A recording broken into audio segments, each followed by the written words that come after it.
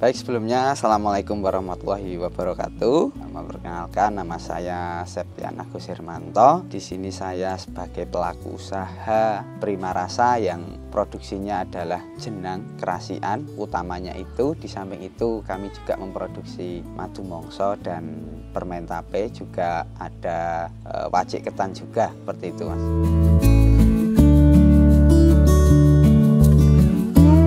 Pada dasarnya seperti ini, Mas.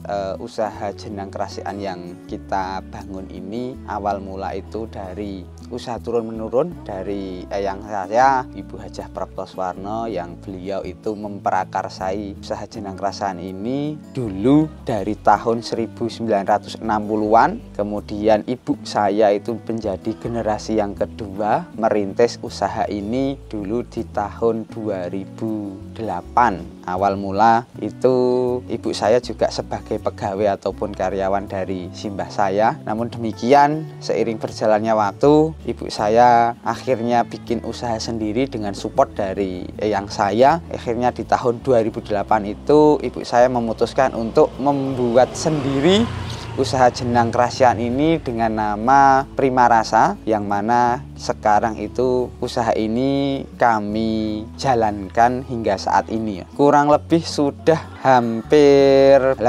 tahunan, Mas.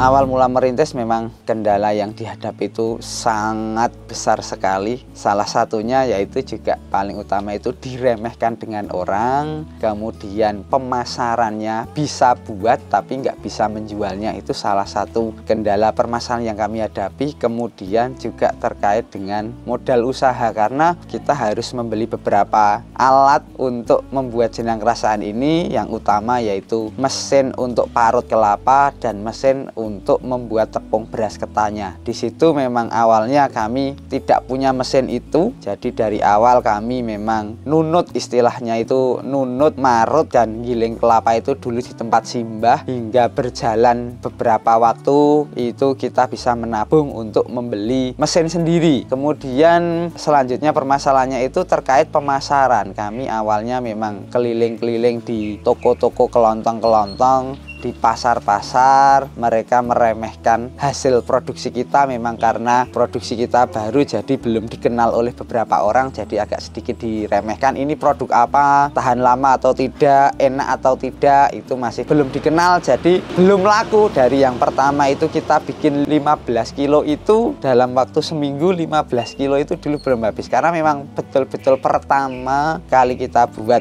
gitu, Mas.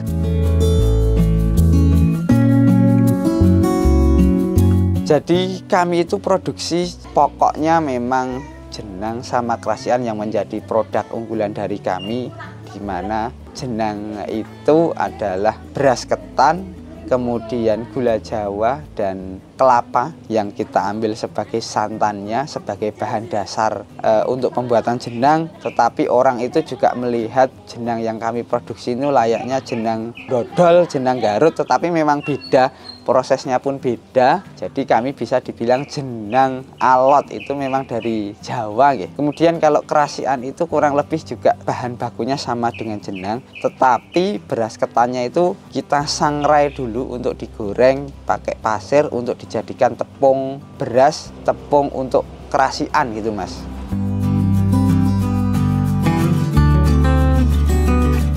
Proses produksi dari kami masih dibilang tradisional ya, Mas, semi modern, karena memang agak dibantu dengan mesin, tetapi tidak 100% pakai mesin. Kita masih tradisional. Dulu awalnya semua tradisional, dari parut kelapa sama bikin tepung berasnya yang sudah dibantu dengan mesin. Kemudian kami bikin jenangnya itu masih manual, kami masih menggunakan tungku. Kemudian bahan bakarnya masih full pakai kayu. Kita ngudaknya juga masih manual pakai tenaga manusia, Mas. Namun demikian, setelah seiring berjalannya waktu, kebetulan produk kami juga semakin dikenal oleh kalangan umum, oleh masyarakat. Permintaan dari produk kami juga semakin meningkat.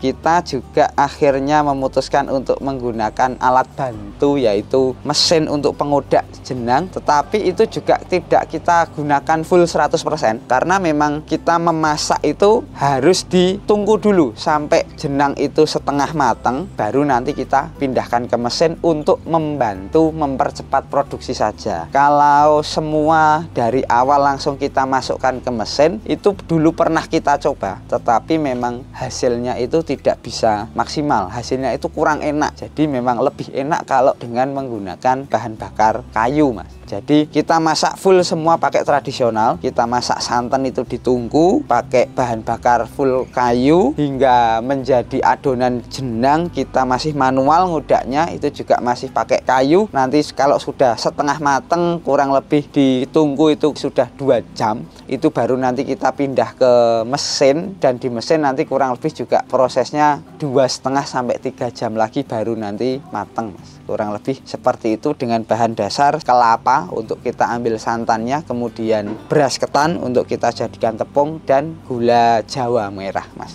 Gitu, Mas.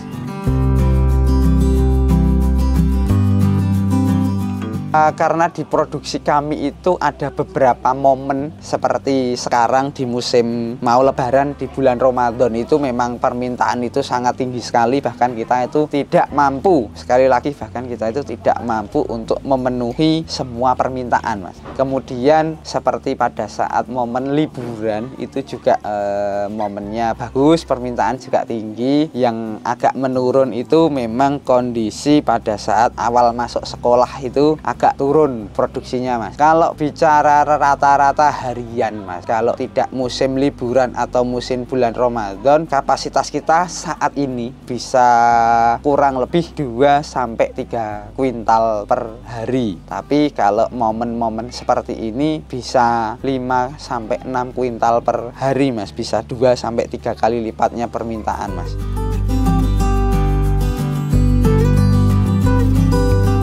Untuk pemasaran produk kami, awalnya dulu memang masih secara konvensional ya, Mas ya. Kita menitipkan dagangan kita itu di pasar-pasar, di toko oleh-oleh, di Jogja, di Magelang, di Solo, di Semarang, di Wonosari, di pusat oleh-oleh dekat pariwisata. Kita jelajahi semua, kita titipkan dagangan. Kemudian dulu tahun 2020-2021 ada COVID, itu sebenarnya titik balik untuk menjadi seperti ini. Dulu pasar offline kami memang drop hampir 95%, kami tidak produksi, orang yang bekerja di kami, karyawan kami semua libur. Dari situ ada sedikit hikmah, kemudian muncul e-commerce yang mulai booming ya waktu itu, Mas. Ada Shopee, ada Lazada dan lain sebagainya. Kami mulai merambah di dunia online dan alhamdulillah produk kami itu diterima. Hingga saat ini memang di online kita paling banter karena memang bisa dijangkau oleh semua orang dimanapun mereka berada, bisa menjangkau. Tinggal kita bagaimana caranya agar orang itu tahu produk kita. Seperti itu, Mas. Jadi offline tetap kita jalan karena memang istilah Jawanya itu bibit kawitnya itu dari kita offline. Pasar-pasar masih kita layani, pasar tradisional kita layani. Tujuan kami yaitu bisa memberikan dampak positif bagi warga sekitar kami yang ikut bekerja dengan kami. Kurang lebih seperti itu, Mas.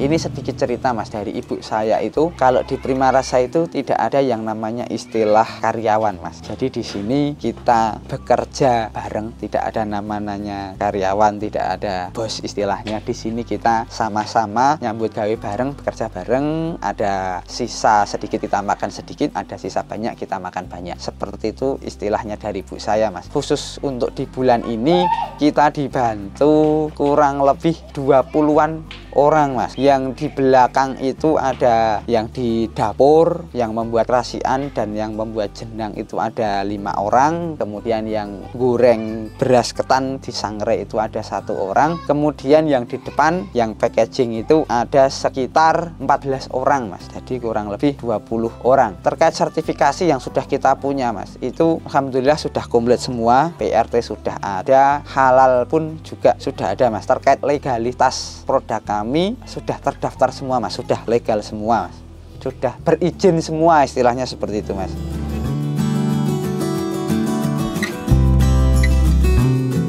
Terkait kualitas produk ya Mas ya, itu ada beberapa faktor penentunya. Yang pertama terkait tenaga kerja, kemudian yang kedua adalah terkait bahan bakunya. Bicara yang tenaga kerja tadi Mas, tingkat keawetan kalau hasilnya itu maksimal, kita bicara hasil bagus, kita bicara hasil maksimal, itu kurang lebih nanti tahan bisa 1 bulan tanpa bahan pengawet, karena memang bahan dasarnya hanya gula jawa, kelapa, dan beras ketan. Itu kalau kita bicara normal hasilnya bagus, itu bisa maksimal di 30 hari. Untuk faktor tenaga kerja tadi, kalau memang tenaga kerja tadi itu kecapean buat, yang mana seharusnya jenang itu belum diangkat mateng, tetapi kadang capek itu kurang melihat tingkat ketanakan jenangnya itu kurang, nanti selak kesusu diangkat, nanti juga hasilnya kurang maksimal. Bisa jadi nanti sudah 15 hari, 10 hari itu sudah agak basi, itu juga pernah. Tetapi kami juga ada istilahnya apa ya, quality controlnya. Barang-barang yang seperti itu kita juga sudah tahu, nanti itu tidak kita pasarkan Mas, nanti kita jual yang cepat-cepat saja, yang katakanlah di dalam 1, 2, sampai 3 hari itu sudah habis, nanti baru kita jual itu Mas. Kemudian terkait bahan baku juga sangat berpengaruh Mas, karena kualitas bahan baku yang bagus itu sangat mempengaruhi hasil Mas. Jadi ibu saya itu mewanti-wanti kalau memilih bahan itu memang yang bahan kualitas nomor 1, karena nanti berpengaruh dengan hasil yang didapatkan. Pernah kami itu pada saat kondisi harga beras itu sangat tinggi, ada yang menawarkan beras ketan selisih Rp1.000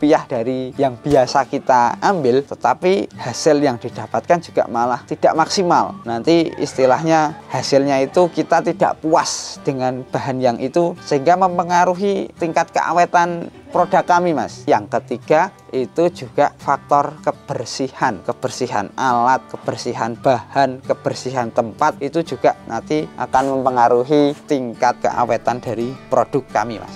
Gitu Mas.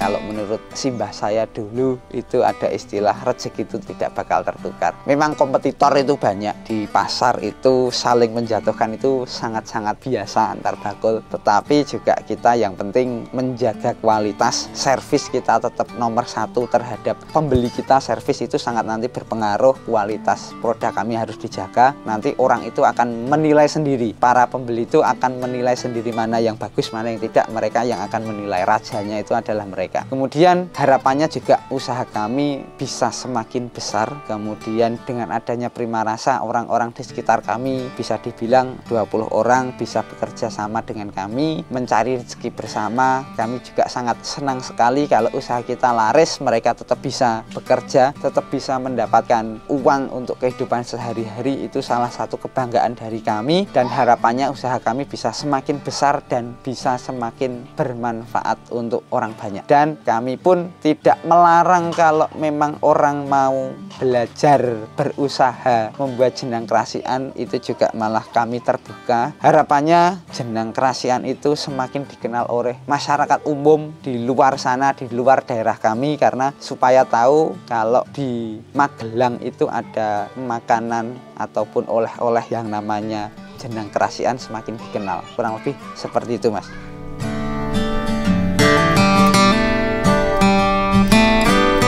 Terkait pemasaran Mas, offline itu kita pasar-pasar, di pasar luar, di pasar Muntilan, di pasar Gudean. Kemudian kalau di online kita jual di e-commerce, di Shopee, di TikTok, dan di Lazada. Nama toko oleh-olehnya Prima Rasa Jenang Kerasian. Monggo nanti bisa dilihat, harapannya itu bisa dijangkau oleh semua orang. Alamat offline kami itu di Dusun Karangpakis, Desa Tersan Gede, Kecamatan Salam, Kabupaten Magelang. Di Google Map ada Mas, monggo nanti bisa dicari.